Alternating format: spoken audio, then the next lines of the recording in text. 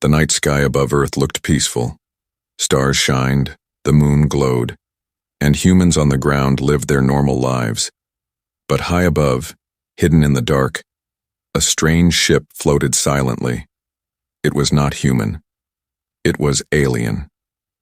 Inside the ship, 3 aliens gathered around a glowing screen. Their skin was blue and smooth. Their eyes were large like round glass, and their voices echoed like metal drums. They were explorers from a faraway star, sent to study humans for the very first time. But they were not brave.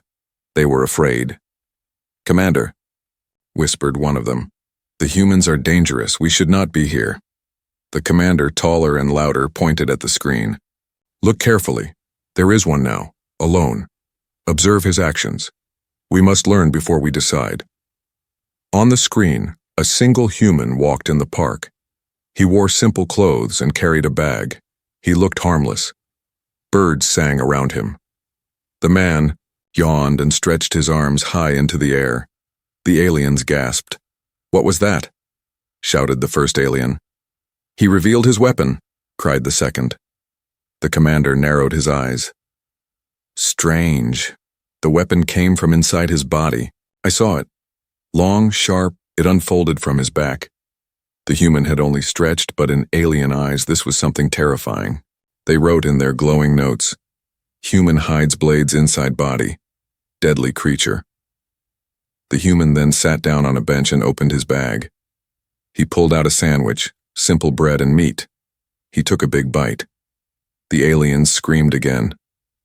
"Is eating his weapon," shouted the second. "Impossible," said the commander. "He consumes dangerous objects to gain power. His body must be a war machine." The human chewed slowly, enjoying his food, while 3 aliens watched in horror, believing he was fueling himself for battle. Then it happened. The human sneezed. A loud, sudden explosion of air burst from his mouth and nose. The aliens almost fell to the floor. "What kind of attack was that?" cried one. "Gas weapon," shouted another. "A cloud of poison. He can spread death from his face." The commander trembled but kept watching. No wonder their planet survived so long. Each human is an army. Each human has secret weapons in their body. The screen zoomed in on the man's face. He simply took out a tissue and blew his nose. To the aliens, it looked like he was wiping away the remains of his gas attack. They recorded more notes. Humans use tissues to clean their weapons. Ritual after each attack. The human leaned back on the bench, calm and relaxed. He looked at the sky, maybe thinking about life, maybe thinking about nothing at all. But the aliens did not see peace. They saw a warrior resting after battle. The second alien whispered, "Commander, we must leave. If one human can do this, what will an army look like?" The commander shook his head. "No, we must study more. We must learn their full strength." The human reached into his pocket and pulled out a small rectangle, a phone. He tapped the glowing screen. The aliens froze. "It is a control device," one whispered. "A bomb trigger," said another. The commander growled. "This human controls weapons with small machines. This must be their power source." The man smiled at his phone. He was only reading a funny message.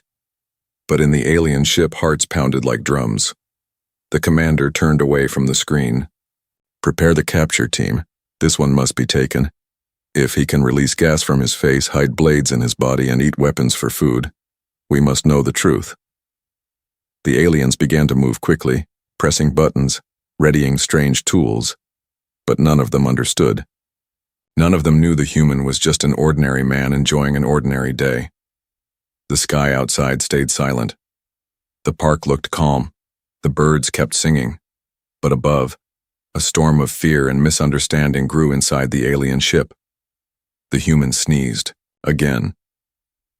This time the aliens screamed so loud their ship shook, and in that moment the hook was set.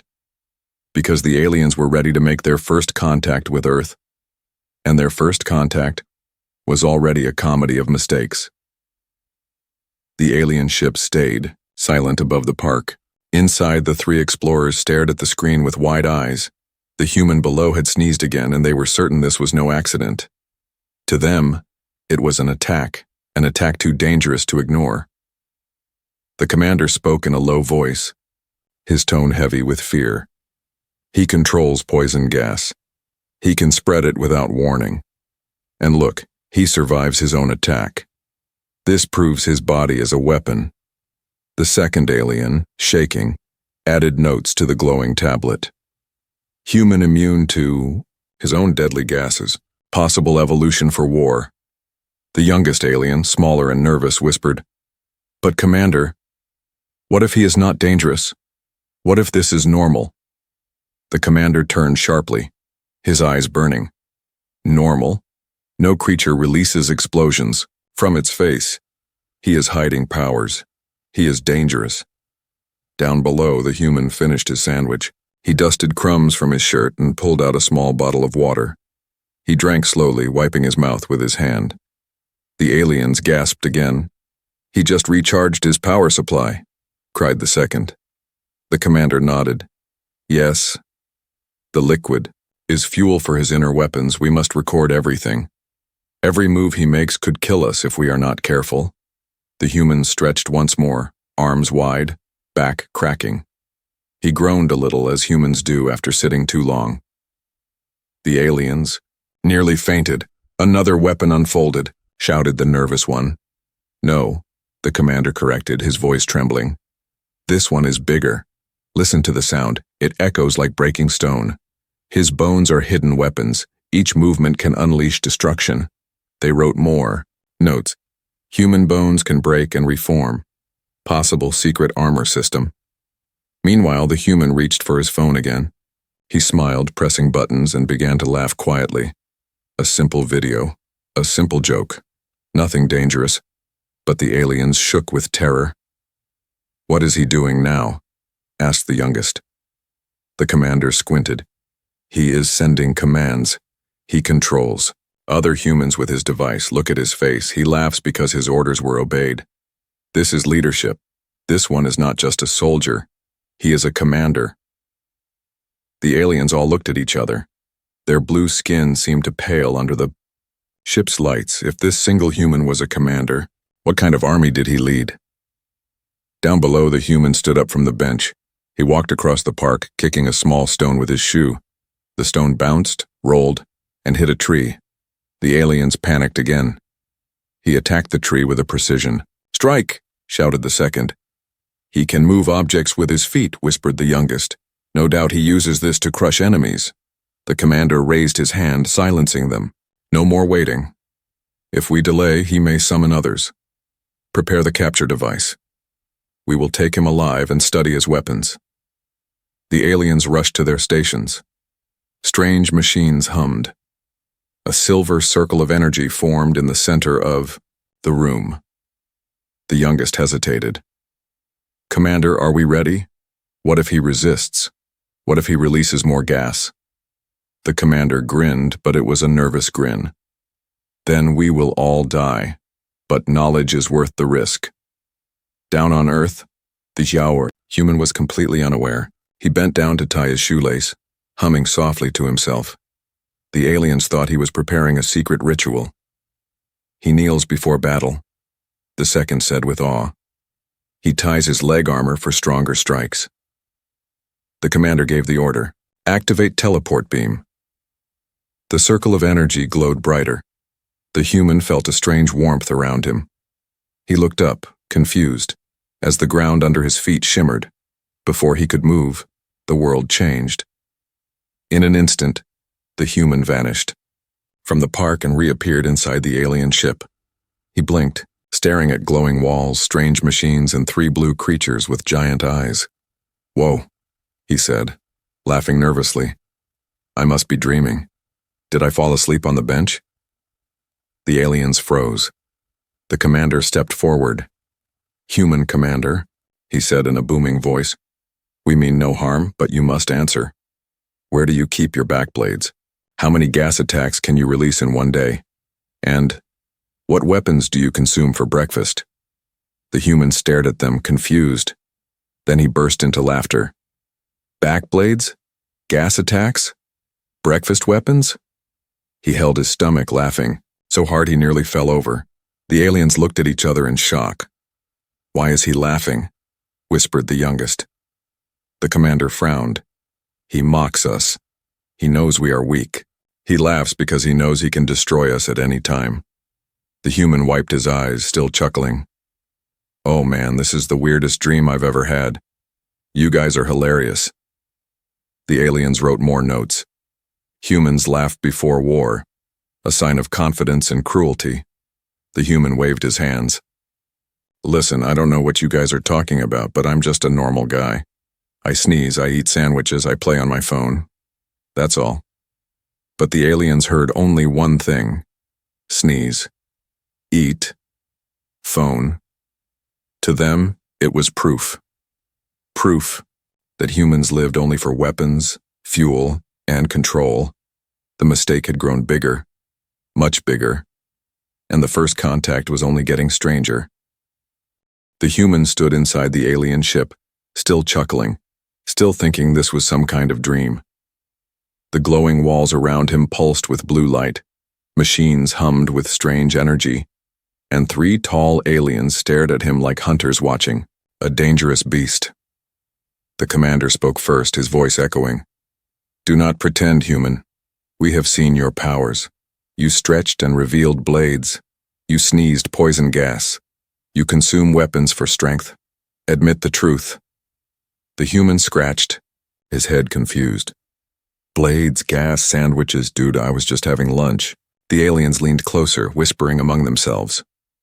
"He tries to hide it," said the second alien. "Yes," the commander agreed. "He is clever. He pretends to be harmless. This is how human commanders control their armies, by acting small, then striking fast." The youngest alien tilted his head, unsure. "But, Commander, look at him. He smiles. He laughs. He seems friendly." The commander's voice thundered. "No, that smile is a war mask. That laugh is the sound before an attack." The human, meanwhile, pulled out his phone again. He wanted to record this crazy dream. "Man, this is wild," he said, pointing the phone at them. "Say cheese." The camera flash lit up the room. The aliens screamed in terror. "He blinded us," shouted the second. "A light weapon," cried the youngest. The commander stumbled back, clutching his eyes. "He carries a sun in his hand, such power in such a small object." The human laughed again. Relax, it's just a picture. Look, selfie." He turned the screen toward them, showing their own shocked faces. The aliens gasped even louder. "He captured our souls," whispered the youngest. The commander's voice shook. "He can trap images of us. He now controls our forms. We are at his mercy." The human looked at the selfie and laughed so hard he almost dropped the phone. He thought the aliens were just playing along. But to them this was deadly serious. The commander shouted, "We must contain him before he unleashes. More power!" The aliens raised strange devices from their belts, long rods glowing with green light. The human's eyes widened. Whoa, chill out. Are those lightsabers? This dream is getting better and better." The aliens circled him carefully. The commander spoke again. "Tell us, human commander, how many warriors do you control? How many ships follow your orders?" The human blinked. "Warriors? Ships? Bro, I don't even control my Wi-Fi. I live in a small apartment. The only thing I command is my microwave." The aliens looked at each other. "Microwave," whispered the second. The youngest checked the notes. It must be the name of his warship. The commander nodded grimly. Yes, the microwave, a terrible name, but humans are brutal. Their ships must cook enemies alive. The human laughed so hard he bent double. Tears rolled down his face. "You guys are insane. Microwave, it's just for heating food." But to the aliens, the more he laughed, the more dangerous he seemed. The commander whispered, "He is mocking us again. Every word hides a weapon. Every joke hides a truth." The human sat down on the strange floor, still laughing, still wiping his eyes. "Man, if this is a dream, I never want to wake up." The youngest alien took a step closer. "Commander, maybe he really is harmless." The commander's eyes narrowed. Harmless? Did you see how he blinded us with light? How he sneezed poison? How he carries backblades in his body? He is not harmless, he is a god of war. The human sneezed again. The aliens dove for cover, rolling behind their machines, screaming. The commander shouted, "Gas attack! He warns us before he destroys us." The human wiped his nose with another tissue, shaking his head. Wow, allergies even in dreams. Figures. The aliens peeked out cautiously. "He does not tire," whispered the second. "His body carries endless gas reserves." The commander rose slowly, pointing his glowing rod at the human. "We must find his weakness before it is too late."